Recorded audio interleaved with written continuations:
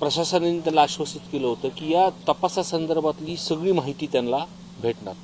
मी आत्ताही त्यांच्याशी चर्चा केली। मूळ मुद्दा काय आहे की 6 ते 14 जोपर्यंत हा CID कडे तपास केला नव्हता, तर ते आता CID कडे तपास आहे, तर ते म्हणतात तो तपास आता व्यवस्थित चालू आहे।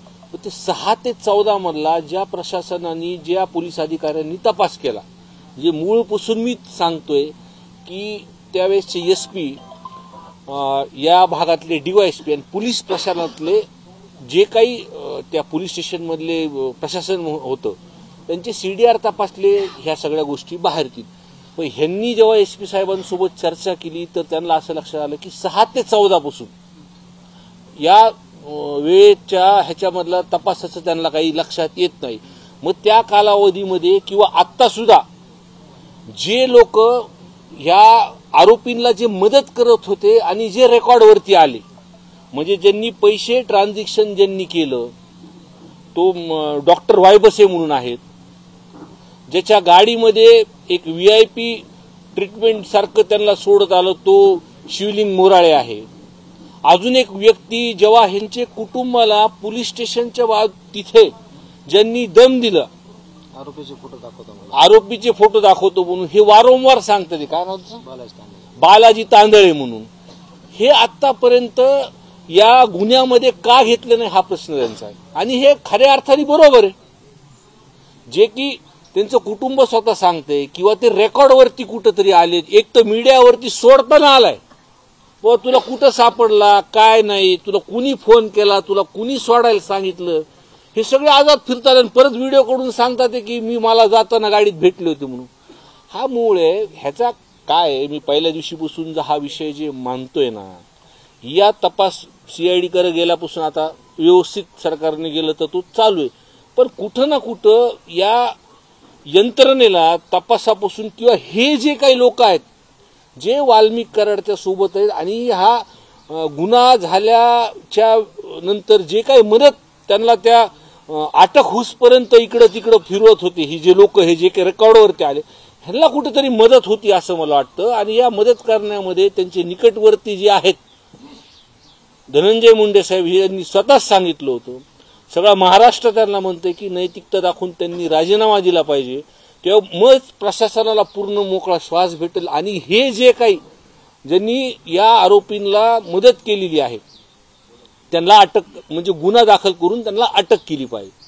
आज सुद्धा म्हणजे वारंवार या गावामध्ये आम्हाला सर्वांना यावं लागतं, प्रशासन आश्वासन देतं, तुम्ही म्हणतात परत आम्ही राजकारण करतो, पण एक कुटुंब आणि ते गावकरी जर सर्व तिथे बसले असतील, लहान लहान लेकरं त्यांचे बसलेले आहेत, हे बघ या ताईची उद्या एक शेवटचा पेपर राहिलाय 12वीचा, तरी सुद्धा हे त्यांचे भाऊ, त्यांचे पूर्ण परिवार, त्यांचे सर्व गावातले सर्व म्हणजे लोक फक्त काय सांगतात ते की जे काही उलट सुलट सांगत नाहीत, की जे आढळतंय कुठंतरी, जे उलट कुठं मीडियावरती दिसलं जातं, त्यांना सरेंडर करताना वाल्मिक कराडला ते डॉक्टर काय नाव वायबसे असतील, पैसे ट्रान्सफर करतात, का अटक ह्यांना जी दादागिरी जे बालाजी तांदळेंनी केली होती ते वारंवार सांगतात। मग कुठं ह्यांना कागदावर घेतलं का तपासाला बोलवलं हा संशय येतो। आणि कुठंतरी मग अडचण परत या तपासामध्ये येऊ नये, कारण ही सर्व मंडळी पैशानी खूप दानशूर आहेत, म्हणजे दानशूरपेक्षा पैशानी चांगलेत। मग कुठं ना कुठं कसा तपास थांबवता येईल ह्यांचा प्रयत्न होईल, त्यांच्यामुळे ह्यांना गुन्ह्यात घेतलं पाहिजे, अटक झाली पाहिजे।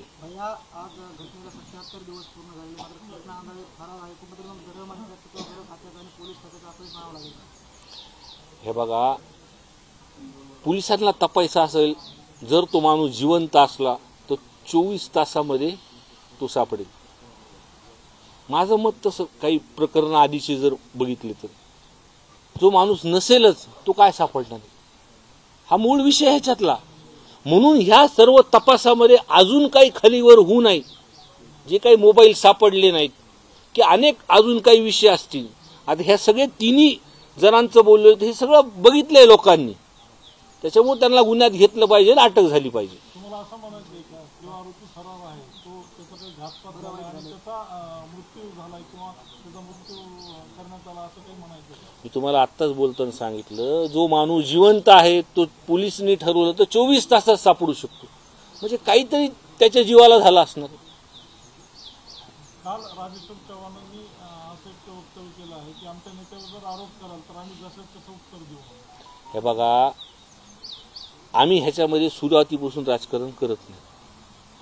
तपासाची दिशा किंवा गावात आल्यानंतर जे ते त्यांचे कुटुंबाचे लोक सांगतात किंवा जी परिस्थिती एक लोकप्रतिनिधी म्हणून येते, तुम्ही आरोप करा, काय हरकत नाही, पण आम्ही सातत्याने सांगतो. अहो, सभागृहामध्ये हा पहिल्यांदा महाराष्ट्राच्या इतिहासामध्ये हा विषय झाला असेल की सर्व पक्षाचे आमदार बोलले. मग तिथं काय राजकारण दिसलं? म्हणजे आम्ही विरोधी बाकावरती, सत्ताधारी सुद्धा ह्या विषयावरती तडतडीने बोललेत की कुठं सगळ्यांनी माहिती घेतलीच असेल ना. एखादा लोकप्रतिनिधी सभागृहात गेल्यानंतर तो सुद्धा पूर्ण माहिती घेऊन विश्वासाने त्या विषयावरती मांडतो. देशमुख कुटुंबाला प्रत्येक वेळेस न्याय मागण्यासाठी किंवा न्याय मिळवण्यासाठी आंदोलन आणि उपोषण करावं लागते. हीच वस्तुस्थिती आहे ना. हीच वस्तुस्थिती आहे की काही लोकांमुळं हा सगळा विषय पुढे येतो. मग अशा लोकांनी जर राजीनामे दिले तर ह्या तपासामध्ये प्रशासन सुद्धा मोकळी श्वास घेईल आणि पूर्ण ताकदीने काम करेल. पण काय वाटतं की अन्नत्यागासारखं एक कठोर आंदोलन आज देशमुख कुटुंबीय सहभागी झालंय, गावकरी सोबत आहे, आणि अशा परिस्थितीमध्ये जिथे संतोष देशमुख यांची हत्या होऊन केवळ 70-75 दिवस झाले, या पार्श्वभूमीवरती आपण वैयक्तिक अशी मागणी करतो का सरकारकडे, प्रशासनाकडे? नाही, आम्ही सर्वजणच मागणी करतोय. या कुटुंबाला न्याय देण्यासाठी आम्ही सर्वजण मागणी करणार आहोत. आम्ही या संदर्भात मुख्यमंत्री साहेबांनाही भेटणार आहोत आणि अजितदादांना सुद्धा या संदर्भात भेटणार आहोत की जो काही विषय चालू आहे परत एकदा आपण जसं सभागृहात सर्व आमदारांनी मांडलं होतं आणि आपण सुद्धा आश्वासन दिलं होतं आणि आम्ही नंतर जेव्हा पण यांना भेटलो त्यांनी पण आश्वासन दिलं होतं की जे कोणी गुन्हेगार आहेत त्यांच्यावरती कारवाई होईल. या संदर्भात आम्ही निश्चितपणे त्यांना परत एकदा बोलणार आहे. आता कुठपर्यंत आले?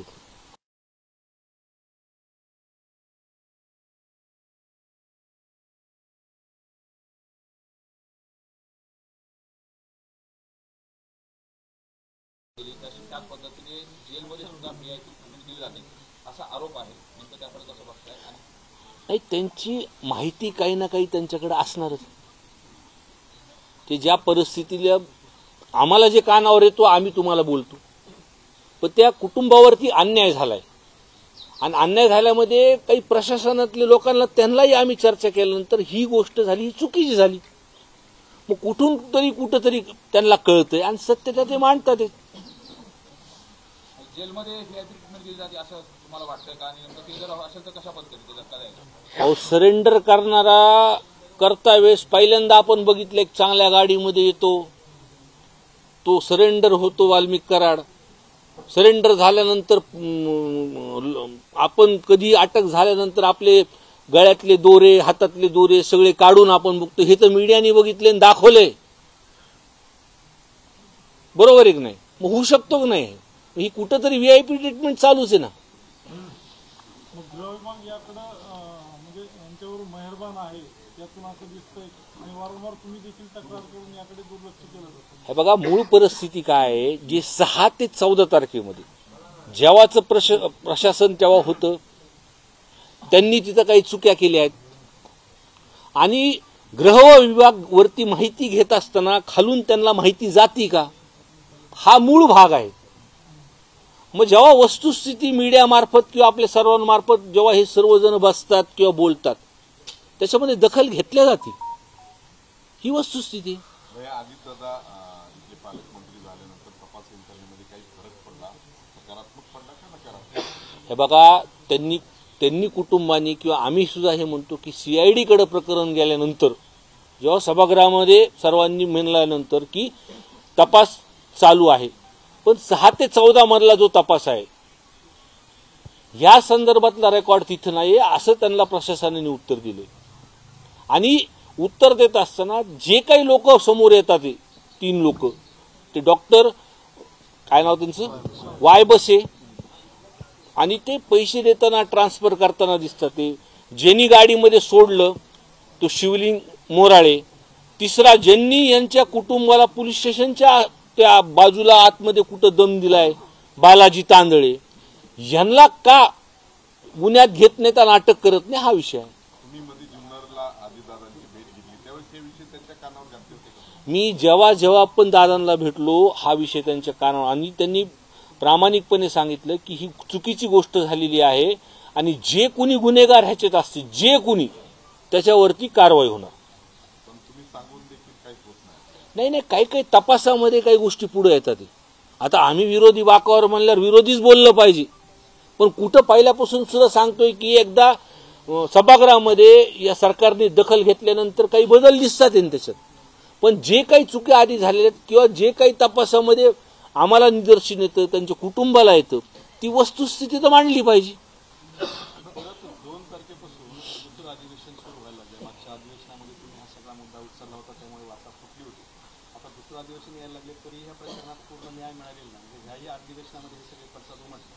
हो, आता गावकऱ्यांची या सर्व परिसरांच्या लोकांच्या ज्या काही मागण्या असतील, मेन त्यांच्या कुटुंबाच्या ज्या असतील, ज्या काय आहेत, जे काही त्यांचे प्रश्न आहेत, ते प्रश्न तर आम्हाला सभागृहात मांडावेच लागतील.